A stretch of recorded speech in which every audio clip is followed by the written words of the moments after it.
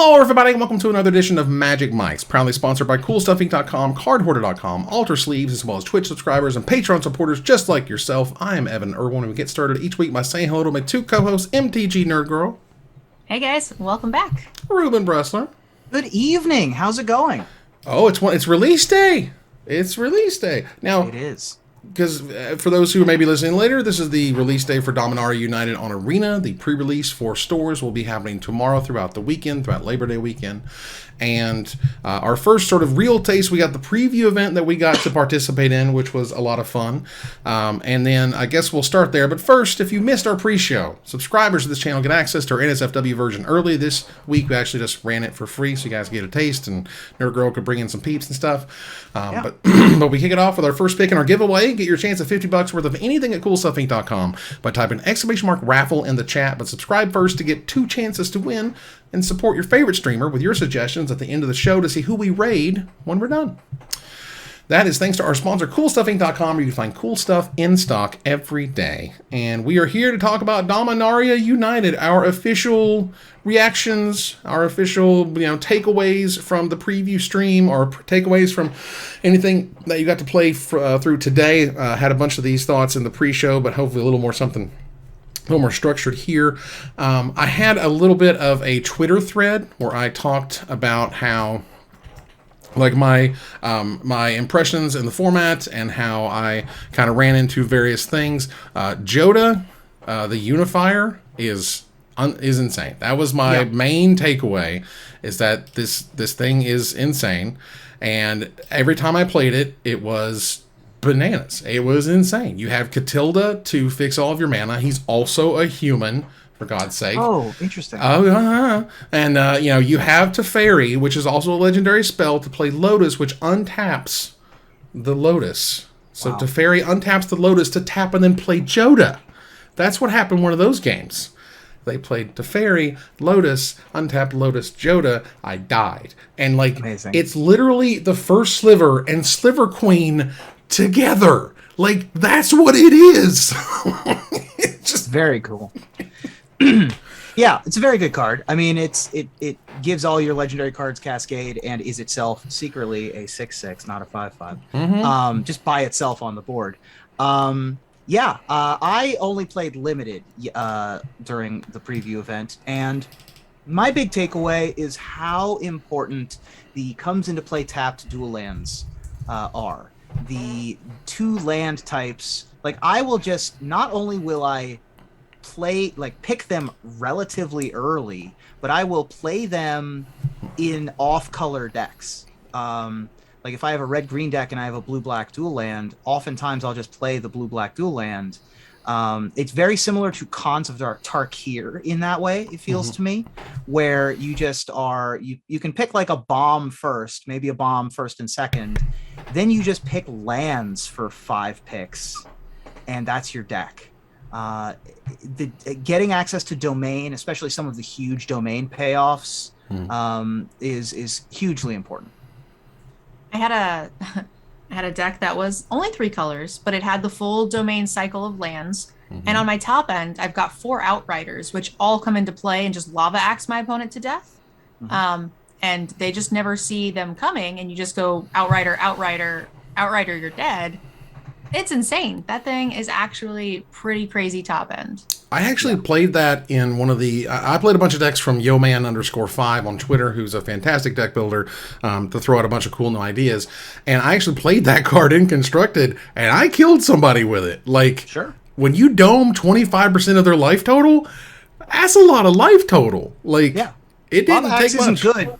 Neither is Dirkwood Boars, but Lava Axe attached to a Dirkwood Boars, that's a good card. I was impressed. Some other cards I got to play with was the Defilers, and this is, again, this is in Constructed. Defiler of Flesh, the Black Defiler, is nuts. That card is just as good as I thought it was going to be, and then some.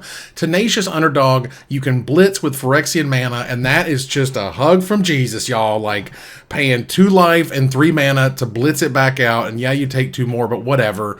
Unreal. Like, the green Defiler is scary as hell, and I died to it when they trigger it, and it's cool. But the red Defiler actually was also awesome. You know why? Because Hammerhand exists. Hammerhand is back. Hammerhand came out in M15.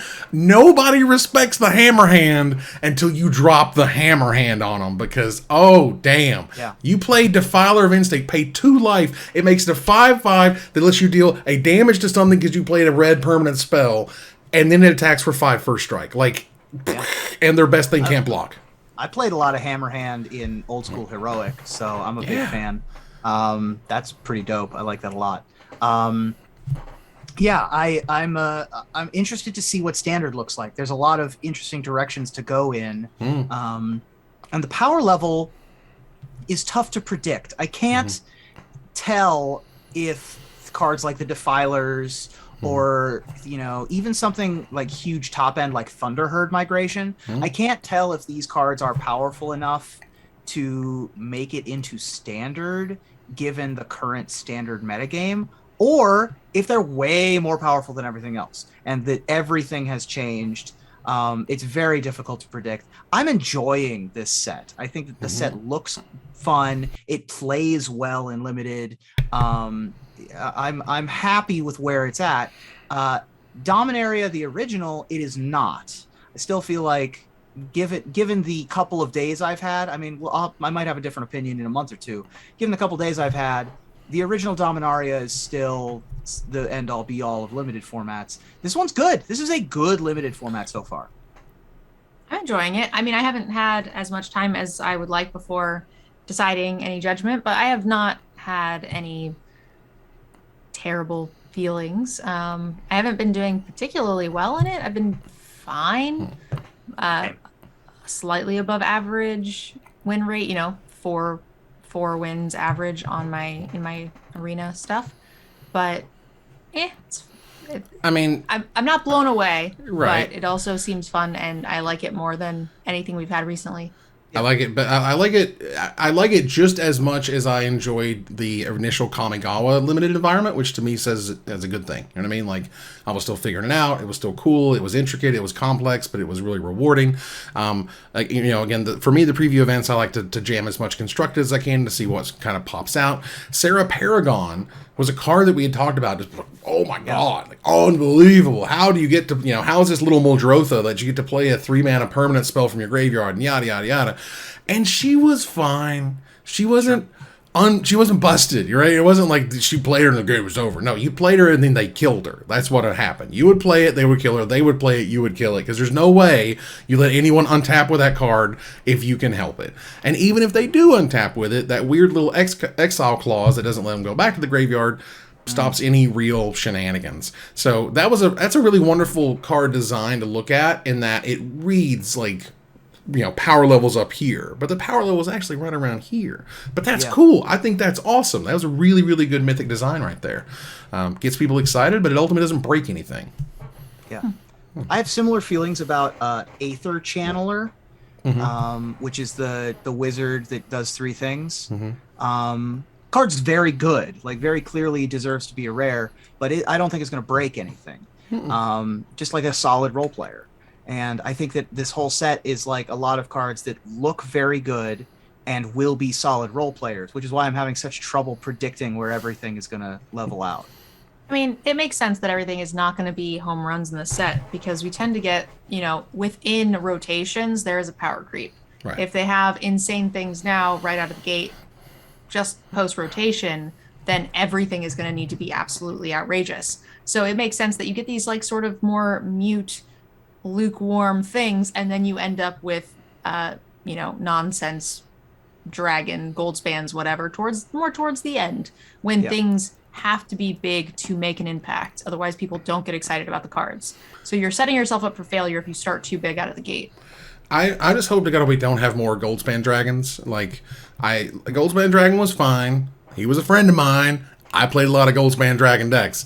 But I also recognize that if you have a mana doubler in a format, it often warps everything around it. If you have a Fires of Invention, if you have a Wilderness Reclamation, like if you have something, you have a Nissa, you have something that doubles all of your mana, it almost always just warps everything around it. And it's cool, but like they clearly tried to errata it. They didn't really like how all the interactions were with the other blue-red spells, and it just got to be way too much. So I'm hoping there's not a lot of that in the upcoming sets. The other thing I will say is I think that 4 toughness is going to be enough. I think that the Sarah Paragon does have that going for it. Does? There's no huge like lava coil or thundering rebuke. It's lightning strike in this set. There doesn't appear to be a great deal 4 damage or -4 toughness card. And cast down also can't, or whatever the cut down, I think is the new black. Also can't deal with it. So 3-4 I think is a good spot to be in right now. If we got a lava coil, the story would be different. There is a lava coil. It doesn't In exile, standard? but there's an uncommon. Yeah, still 4. There's an uncommon Yes. instant speed 4 damage spell. But it costs 3. Yeah. Wait. But you were just So- saying 4s. You said there was nothing that removes it, but there's So there is something that removes it. I just don't think that Herloon Battle Hymn is going to see standard play. okay. Fair. I mean, we'll obviously see. One of the things that I ran into was Shivan Devastator. Now, Shivan Devastator, as a mythic, could look a little underwhelming. You're like, it's a thing and it's got some haste on it. I'm like, no, this is one of the greatest Windrakes. This is one of the greatest, flying 4-mana 3/3s, like all the way up the chain. This card was nuts. And I actually got to beat Joda in one of the games because I had Shivan Devastator, untapped Shivan Devastator, and that's how I got through to finish him off. But being able to scale, just again, as a Windrake that smacks for 2 on turn 3, but again, turn 7, turn 8, you just throw all your mana and get in there. I mean, that's awesome, and I was really impressed with it. That card. Was great. Yeah. So, also the Evolved Sleeper, the Figure of Destiny, the Phyrexian Black Figure of Destiny. That card is sick. That will be seen play in mono red or mono black aggro decks from now, I think, until it leaves the format. It was really awesome. So yeah, overall, I think I didn't have a sort of a chance to crack out anything other than watch Joda be stupid and like Joda giving off Omnath vibes, because when they untapped with him, it was over. Like game was done. Like you just needed. I kind of want that though. I kind of want Joda, if it costs Wooburg, and doesn't do anything the turn that it comes into play other than pump your other legends, which oftentimes you won't have a board state. If you untap with it and have a legend in your hand, I want it to do that. I want it to be that good. I want it to be hard for my opponent to win if I get to untap and do the thing. Yeah, oftentimes, the board would have 2 legends on it when Joda came down, so then they would get +3/+3 across the board, and then they would untap and all hell would break loose. There you go. And so, again, I'm excited to see that happen and change and be implemented. There are some unique tokens that only show up in Japanese, and I thought these were really rad. 4/4 angel and whatnot. A 3/3. Maybe that's a dog right there. Or there's definitely a 5/5 dragon. It might be a dog, might be a beast. I don't know. Probably a beast. That bird looks awfully Articuno-y. It does. And the 2/2 zombie, obviously right here. And so the idea that there are Japanese only promos, there are Southeast Asia only promos, the SEA promos. They are really warming up to the idea that each region can have weird, cool, unique things. Yeah, I'm okay with promos. I was rubbed a little wrong with the in-pack promos, with the alternate arts from War of the Spark. Mm-hmm. I agree with that. I thought that was a little sadness, but I mean, promos per region I think is great. Now, do note, for what it's worth, during that time, Wizards did get a bunch of extra Japanese product, and this is talking about the Japanese unique War of the Spark Planeswalkers. They had unique artwork only in the Japanese packs, and so there were a bunch of those that were offered to stores in America, including cool stuff and whatnot. And this was back when we were doing the auctions and stuff, so we opened a bunch of those too. And we did open a Liliana, which was cool. The big the Amano Liliana was cracked, and that was a lot of fun. So. Yeah, I agree. That's a little weird, though. I agree. I think I agree with Nerd Girl's take that I love the promo stuff that isn't in packs. I don't want region-locked cards or region-specific cards in booster packs, I don't think. That feels weird. And while I've been saying that he was, able to get extra for whatever reason, that doesn't mean a lot of the smaller stores can. It doesn't mean the stores won't jack up the price really high on them. It seems a little weird, especially if you're not doing something for each region at the same time. And I'm usually not like the fairness girl. So like I'm totally fine with like the promos and stuff, but again, it's a booster pack. Like I feel like that is the lowest common denominator. We should all be getting roughly the same thing. Right. It's difficult in a few ways because, one, the little stores might not sort of realize, because what happens in the indoor sort of those similar scenarios is that distributors will say something like, we have some Japanese booster boxes available. And you're like, well, okay, you always kind of have some foreign language available, whatever. And they're like, oh, no, we have a whole bunch available. You sure you don't want a little extra? Hint, hint, nudge, nudge.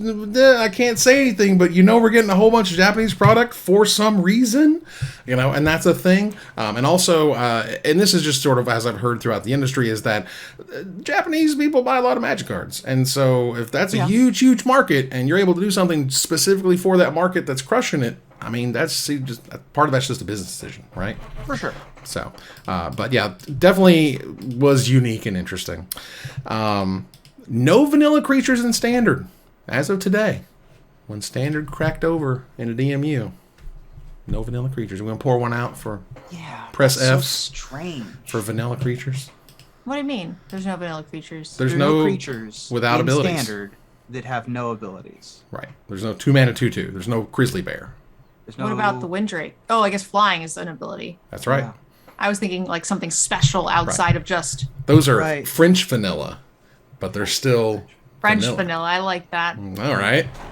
Yeah, Cards you're that right. have one- I keep one trying to think of word. anything in the current set, but you're right. There's no just like idiot that just does nothing. Yeah. I wonder what was in Standard most recently. I want to say that maybe there was something Kaldheim. There was something maybe going on there. For the most part, none of the vanilla creatures make it into constructed play anyway. Oh, so no. Kind of irrelevant. It looks like a spined Karok and an Ageless Guardian were in Strixhaven. Oh, okay.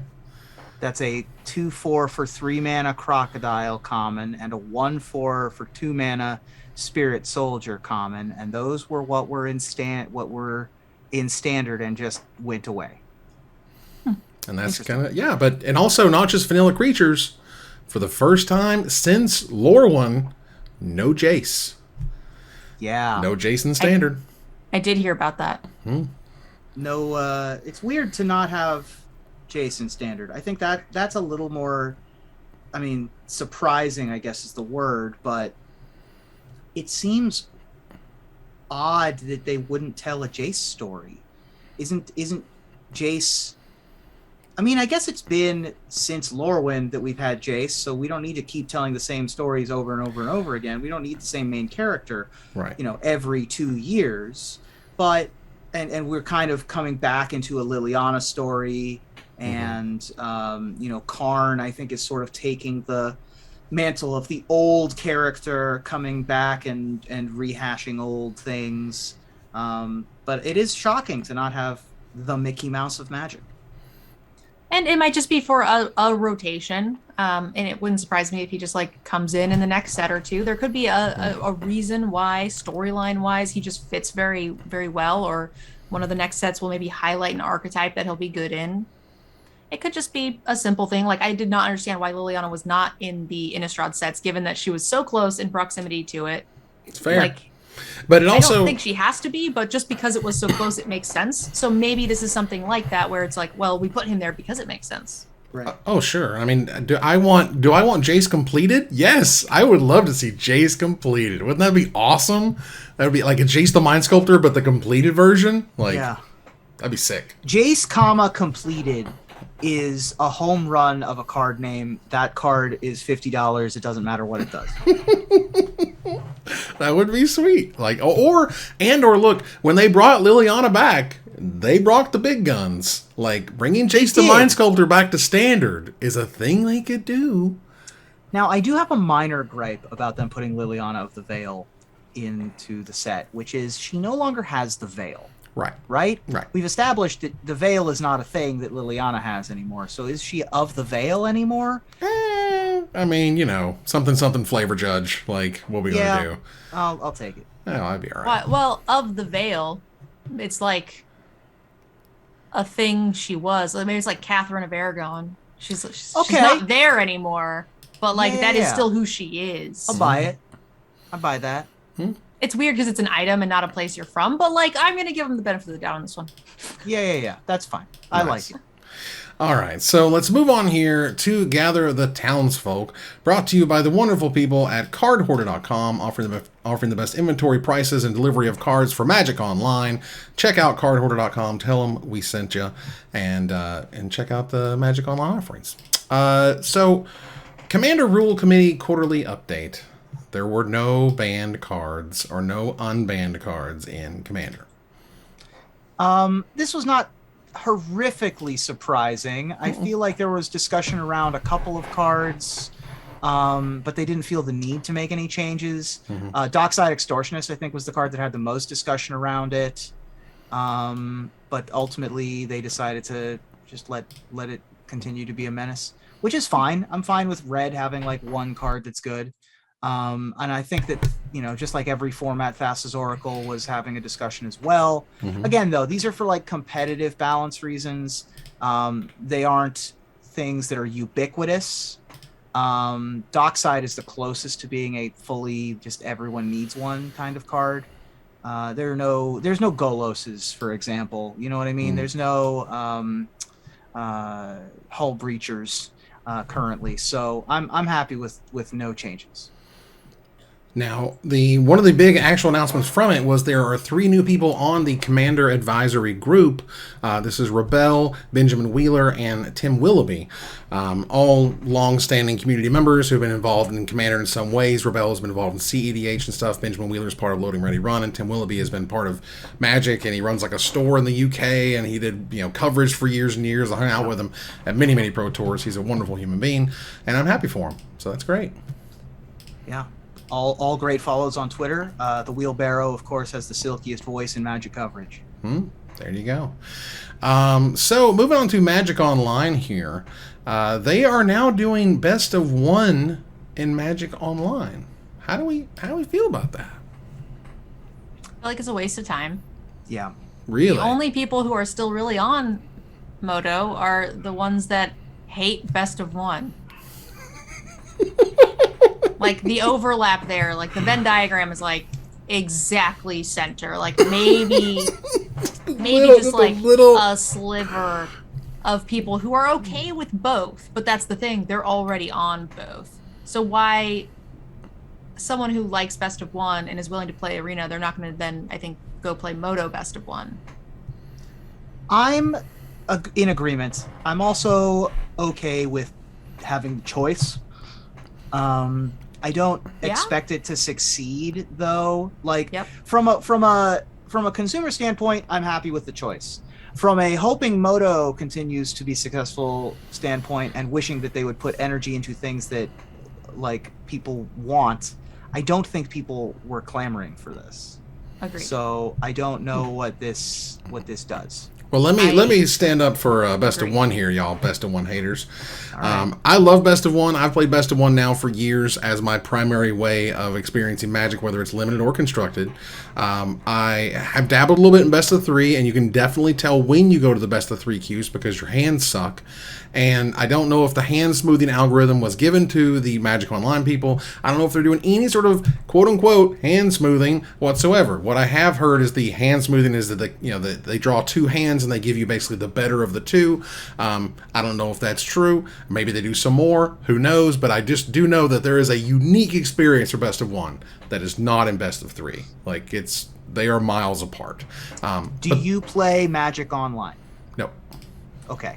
Now, to be fair, I like best of 1. I like them both, in fairness. I love best of 1 for streaming. I like it because I don't have the attention span. Like sometimes I gotta pee. I always have to pee in the middle of a match, and that's just the most inconvenient thing ever. So I like best of 3 when I want to compete.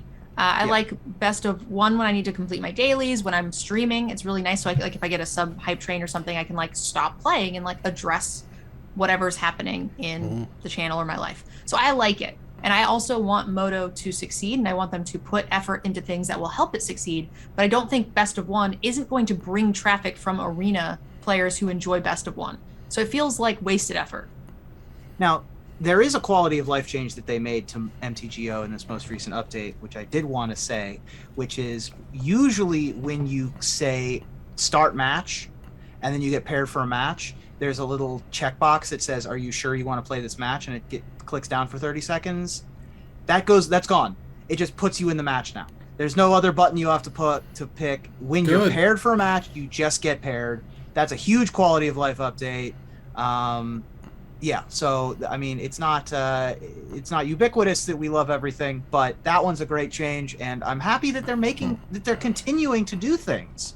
Like, it's not just a dead program that's whiling away. Oh, like yeah. Some suggested when it went to legacy mode or whatever. Well, they are, one of the things that's really exciting and honestly a little hopeful here at this point is that they are including more than 40 new to MTGO cards in the Treasure Chest update. This includes taking the initiative stuff from the Baldur's Gate expansion, also cards like Kinku Artificer and Minsk and Boo, Timeless Heroes, and older stuff like Maddening Hex that was not in the game already. And so that's awesome to hear, because the last sort of stuff that we heard about Magic Online was the transition to another company who was going to maintain it, and the things they couldn't do and the things they were not going to be able to get done by the release and all this other stuff, and this is just straight positive. Yeah, getting that initiative stuff into Pauper is huge. I know that those prices were getting a little ridiculous for Pauper cards. So yeah, excellent. Yeah, I will take it. This week, and it's not the most exciting of news weeks in the world, we do have some new artwork from the Judge Academy program. And yeah, they got to show there's 2 new promos coming. What they are, we don't know. But the artwork is definitely sweet, and it seems dope. This is, what was that one that makes you sack a creature? It's a 3-mana 7/6.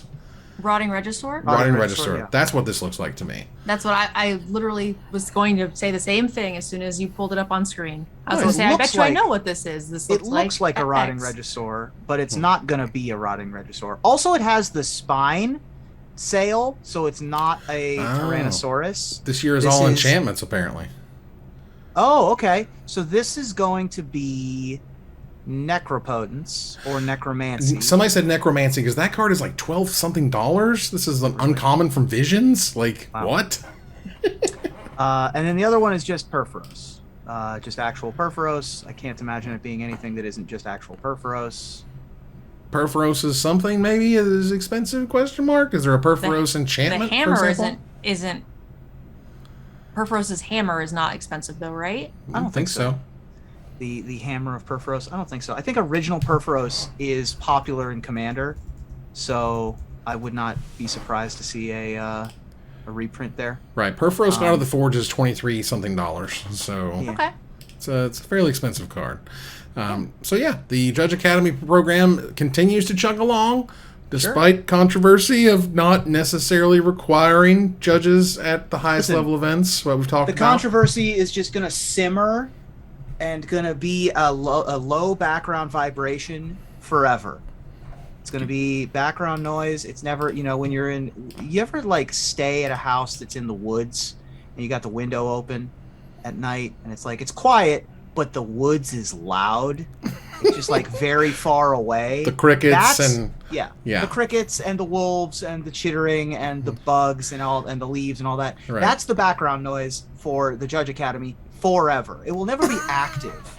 It will never be active noise. It's just, it will always be controversial. It will never get resolved. Man, I lived through the halcyon days at this point of the judge program, of having requirements on different events, of having an entire, setup of judges in various parts of the country, responsible for parts of the country. I mean, those were incredible. You don't know what you got. I will say, the last time we talked about this, there were a lot of comments like in the video for the Newsweek for it, which I thought was really interesting because we were saying we wanted there to be judges at these events and we wanted the stores to be required to have them, but we never said that we wanted the stores to necessarily front all of the bill. In fact, we actively said that we didn't want that to be the case, and we came up with ways that we thought we could do that. Wizards doesn't want to pay judges. They can't pay in promos. That makes sense. But they can increase prize support for the stores running their competitive REL tournaments. So now the store has this extra pool of prize support that they can play with. gives them a little extra spending money that they could use from entry fees to hire a judge. Like, I feel like there's ways we can do this where the Judge Academy judges and Wizards of the Coast can work together to make a good and safe place for everybody to play and nobody to get taken advantage of. But there doesn't seem to want to be any, and I don't like it. Yeah, I agree with all of that. I think that some of the issue is that Wizards legal is so skittish when it comes to this. Boy. Oh yeah, there's been lawsuits. There's been lawsuits, but they also seem so reticent to even come near it as to not want to fix the problem, right? But it's so much different. Like, so correct me if I'm wrong, but it used to be at Grand Prix, Wizards supplied a hefty chunk of the sealed product for them to do that event. And that's part of the reason TOs are able to profit, because they have to run the thing. If they had to buy the product as well, there'd be no profit margin. So why can't we do that for stores who are running competitive REL events for Just their on a smaller upper scale? Well, I believe first of all, I believe that's changed to they provide some amount of product at a discount or a very large discount, so it's not necessarily sort of free per se. Some of it can be, but not all of it, for example. But I also agree that, for example, what if you went to an event, right, and the event was $28 plus $2 for the judge staff that are there, or whatever the little upcharge is. I feel like if you called it out as a separate thing that you're paying for to make sure this event has the staff it needs to run the right way, I think that grokks in a lot of players' minds. I'd pay an extra $3 to have actual judge staff at my event. I would too, but like from a comment perspective, like people are gonna be like, oh, then the price is falling onto us, and that's also not fair. And I think ultimately Daddy Hasbro should be helping with getting judges in the room. And even if the store takes the 2 boxes that they're given for running the event and put it on their shelf to sell for $200 worth of product, to give a judge $200, problem solved. Yeah, I agree. There are ways to finagle this. I'm not sure that. So I agree with everything. I think that the want is there by the players, by the community, and by the stores. And I even think Wizards wants it. It's just that they need to figure out a way to do it without waking Daddy Hasbro. They need to play Don't Wake Daddy when submitting this plan. And I think your plan of just send them an extra couple boxes to pay the judges is going to wake Daddy Hasbro, because it's too similar to what they used to have, right? Where it was like, instead of paying them in promos, now we're paying them in boxes.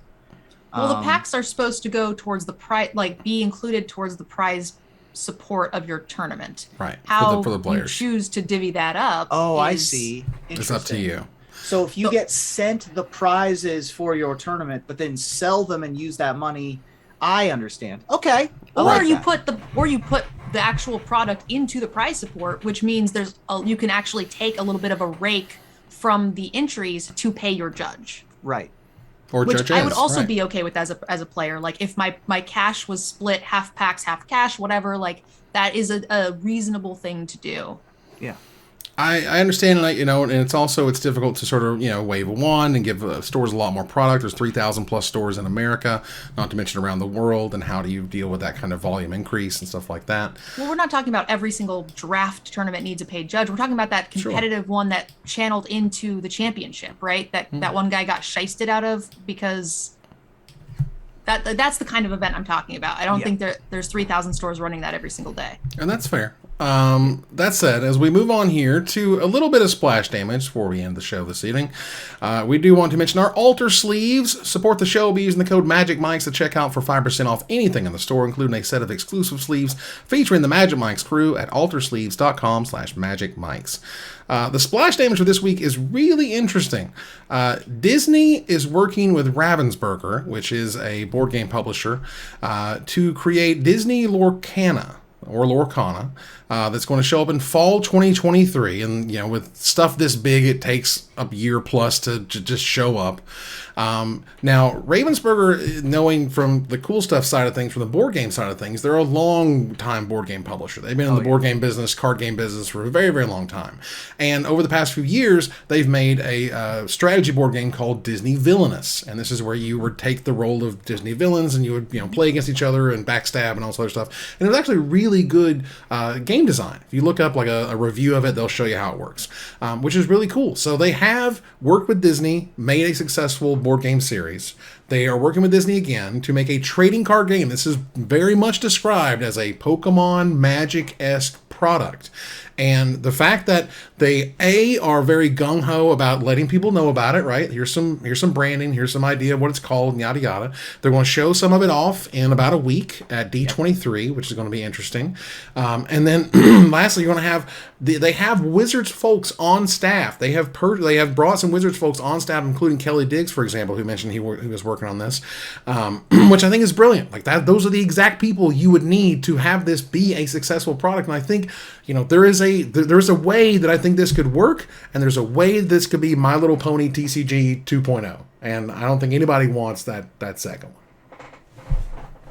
Yeah, I mean, it's a lot of companies have tried. A lot of companies have tried to replicate the magic of Wizards of the Coast. Mm-hmm. Wizards of the Coast hit lightning in a bottle with trading card games. Twice. They made the industry. Yeah, they made the industry. They made Magic the Gathering. They didn't necessarily make Pokemon whole cloth, but they made Pokemon what it is. Right. And then Digimon, or what's the other one? Yu-Gi-Oh. Yu-Gi-Oh's the other Digimon has card exploded. Game. Yes. Digimon's done very well. Yeah, we sell Digimon stuff and it's done well. So, of the card games that have maintained their popularity, for the most part, they're aimed at kids as opposed to teenagers or families, quote unquote, right? Like Dragon Ball Super still exists and it's still out there. The big one for the end of this year is One Piece, the One Piece TCG, because One Piece is like gigantic. One Piece is everywhere. Flesh and Blood is happening, and there's a bunch of them that are currently happening, but I'm waiting to see if Flesh and Blood can last for 5 years. You know what I mean? Mm-hmm. There's the number of games that last longer than card games that last longer than 5 years is very minuscule. So, but if you've got Disney money and you've got Ravensburger that has been making games since the 1800s, that's a pretty good team to not fail. So I'm excited to see what they can come out with. Yeah, Disney money is what I was going to say. It's hard to break into this area, and I think Disney appeals to a very wide market of young children and adults that will want to play games with their children, and that is something that will get them interested very quickly.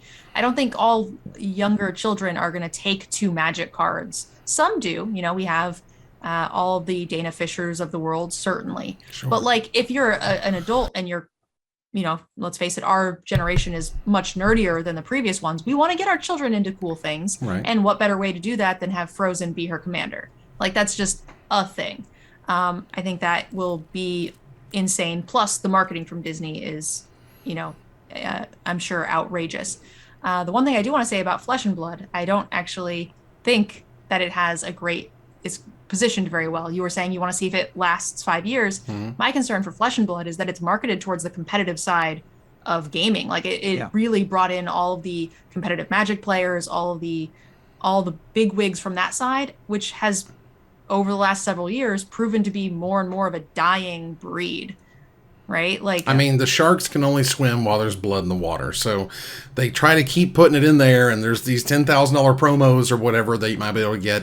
But again, that just brings out the most cutthroat type of player that you can find. And there's not a lot of them. Right. And for what it's worth, but most of this setup appears to be sort of a licensing situation versus Disney, Disney themselves paying for it. It sounds more like Ravensburger is going to do all the stuff, and Disney's probably going to get 25 or 30%. Sure. Whatever off the top. I wasn't expecting Disney to be designing cards. Right. I think that is totally reasonable. Sure. And that'd be sweet, though. It would be great. No, if they just were like, hey, Bob Iger. Come on in.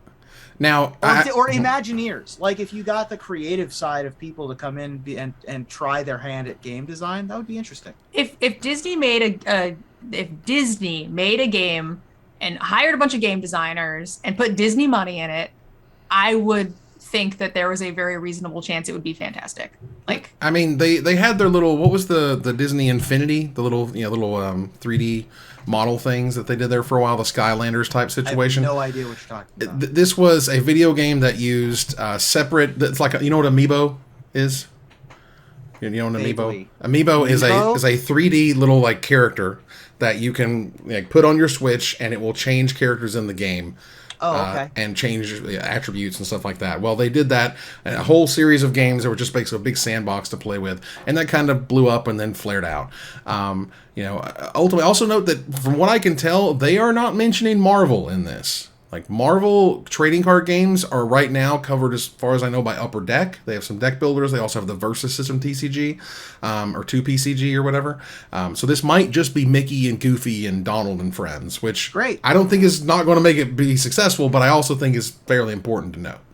Yeah, I mean, Disney owns a lot of IPs. This is going to be the Disney, animated IPs, one assumes. Maybe we'll get some Mighty Ducks, maybe we'll get some live action people, but one assumes it's mostly going to be Mickey and Goofy and Friends. Yeah.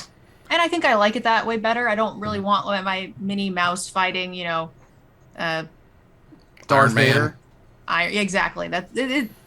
Although it would be cool, but I do think I would want those things separate. Yeah. Or just not at the very beginning. I think, you want to enter the world and the Mickey and the Goofy and whatever. The last thing I would note is I think the marketing potential is unbelievable. It is a marketing manager's wettest dream what they have been presented here, depending on how far Disney goes into it. Unique promos for seeing movies, unique promos for going to theme parks, unique promos for buying DVDs or Blu-rays or whatever that they have inside them. Like, the sky is the limit, and it could be absolutely massive. This is incredibly valuable for local game stores. If I owned a friendly local game store, I would be hoping and praying to God that this got as much Disney money as was possible, and that I would be using all of my connections to try to get whoever is making this game to make connections with local game stores to make it succeed, because Magic is successful because of the grassroots. Magic is successful because of the little stores. And I think that, with the Magic team behind it, there are several of these Magic designers working on this game. Ravensburger also knows how to make a successful game from a grassroots campaign. You can teach these big Disney names, this is how you make a successful game. And I think that if it's successful, it's a huge boon for friendly local game stores. Yeah, the last part of this that I felt like did not really get addressed was there was no talk about a digital element, and there was no discussion of organized play, and that's fine for now, not a big deal. But as we move forward, I really hope they address that in some fashion. I mean, I don't need competitive.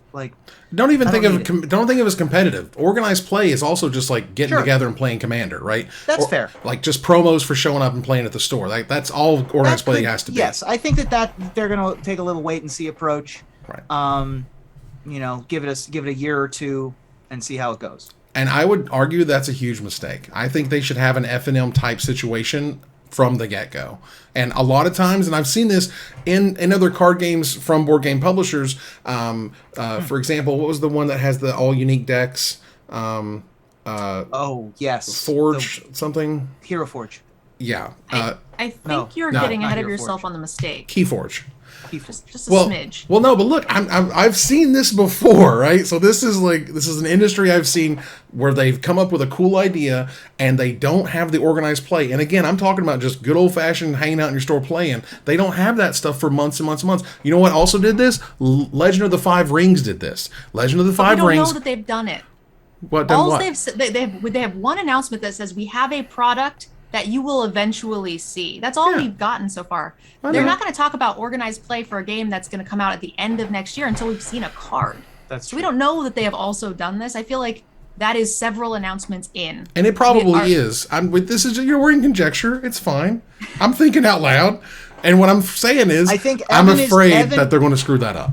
You're worried that they may not do this thing. Yes. Nerd Girl is saying, well, you were saying they also did it. So, like, it just in my mind, if I was the person making the announcement, I would not be like, let's tell the world about the game we're working on. Also, don't forget to include we're making F&M. Like, that, like, those two things are, like, several months apart. Right. Yeah, the D23 Expo that happens in a week or two, like, maybe 8 days from now, they'll announce what the game is, and then once there's a foundation, then they can start putting a second story on it. Right, and again, I want to see a card first before we start talking about OP. And that's fair. And again, I just want to make sure that, like, you know, if I'm hoping anything is that they have those plans somewhere along the line. All right, let's turn the corner here to the finisher. Lorcana is coming. So as Disney enters the TCG space and all of the characters from original arts to Kingdom Hearts along with it, tell me, what are you most excited for from the House of Mouse in the card game space, Ruben? Well, a little bird told me that several of the folks who were working on this worked on Kaijudo, and they're working on Lorcana now. So I'm looking forward to a few years of very good, inspired, well-supported gameplay, a disappointing plateau of growth, and then a steady decline and ultimate quiet sunsetting of the game. Wow. Nerd Girl? That's mean. A little dark. Right, well, I love Disney princesses. Okay. I'm very excited when those come out, and especially to margin trade all of my Elsas and Annas for better value. That's probably true. I mean, you got to get that value. You know what I'm saying? Yeah. It doesn't matter if the card's bad. People will trade for Elsas and Annas. It's whatever. Yeah. I have My Little Ponies as tokens. See? There you go. Now, I'm a big fan of the wild and free-flowing ideas that came from Fantasia and Fantasia 2000, so I'm excited for the Disney TCG to go crazy with free-flowing ideas too, until, like MTG, ultimately they go too far and have to ban half of Standard. Like Goofy OP. The Goofy combo deck just got out of hand. Dude. Elsa will definitely be banned within the first 6 months. Yeah. Like, they will push that to sell For pack, sure. right? Like that's the cycle. It's got to be Elsa. Nurgle, you got to let it go. Gotta let that. Go home. Then go home. You're drunk. I am a dad. It's important. I would rather Elsa be too good than some, like, random side character from a bad movie accidentally break the format. Like, You mean- it would be Like in Versus System back in the day? like in Versus System when, like, Alfred Pennyworth was the best card. And Yeah. Dr. Light and like all Yep. the X-Men were terrible in the X-Men set. I remember those days. But that ends another live episode of Magic Mics. Thanks for joining us here to discuss all things Magic. Thank you, Nerd Girl. Thanks, guys. See you next week. Thank you, Ruben. It'd be like vampires being bad in the vampire set. Wait a second. Oh, or werewolves bad in the were. Ooh. Here to our final slide. I want to thank our sponsors, CoolStuffInc.com, our co-sponsors, CardHoarder.com, and Alter Sleeves, my co-hosts, MTG Nerd Girl and Ruben Bressler. You guys for watching and listening. I hope you support us at Patreon.com/MagicMics. Please follow, like, tweet, favorite, share, subscribe to everything social that tells people we exist. Catch us online on our Discord, Twitch.tv at Magic Mics, on Twitter at Magic Mics Cast, our Magic Mics subreddit, and like the Magic Mics page on Facebook. Or join us here next week, same time, same place, for another episode of Magic Mics. Good night, everybody.